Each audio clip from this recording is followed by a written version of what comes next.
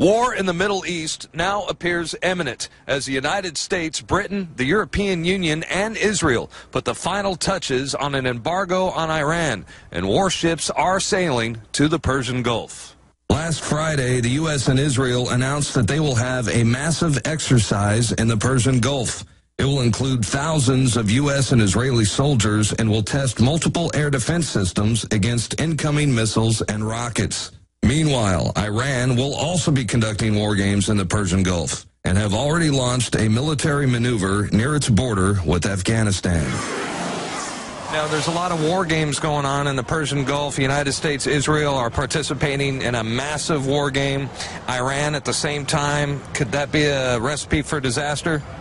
I think there's a lot of war games that go on all the time of different sizes. I don't know if this is much different. I don't know if disaster is the word, but I think you're not in a good situation right now. Should we intervene for Israel? Don't you think Israel has the capability of protecting themselves? I definitely think there's a case to defend Israel for what it is. Might not be the strongest case, but should we invade Iran for Israel? No, I think that's a weaker case.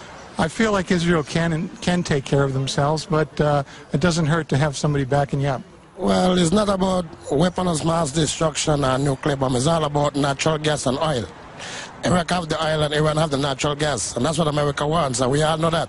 But the media is liars, and they tell us all lies, and we just got to go with the lies because they have the power to spread the lies. Presidential candidate Ron Paul said the increasingly severe sanctions imposed on Iran in response to its alleged nuclear weapons program are steps that will eventually lead to war. The first thing you do when you go to war, you put boycotts on and you blockade a country. It is, in many ways, an act of war. We assume that we have to do it through force, through sanctions and threats and intimidation and secret maneuvers to overthrow their regime.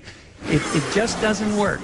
I think we're punishing them. I think it's retributive, definitely. Whether or not it's with the aim of pushing them into open war with us, I don't know. I feel like if you're just pressing somebody, you're only going to push them more the other direction anyway. I think that the U.S. has been provoking a lot of people for a long time. I just think sometimes the United States needs to worry about the United States. You know, it's really not that many differences between us and them if you really think hard about it. The people, or would that be the government? No, the people. I'm talking about the ordinary Iranians are very different from the image that we have of the Iranian government. Well, what do you think is going to happen to oil prices if there is a conflict? Well, definitely the oil price is going to go up because Iran going to hold on to the oil. The Middle East have the most oil, as we know, as a fact. Do you think our economy could take it? Not right now. The economy is falling, the dollar is dying, everything is, going deteriorating, and there's no solution right now. I mean, I feel like any major conflicts in the world right now are going to keep impacting the declining economy. Are you concerned that something bad's going to happen out there? Not I am. We all should be concerned. The whole world should be concerned because it's not about us, it's about the whole world. Now, President Obama is prepared to use military force to prevent Iran from acquiring a nuclear weapon.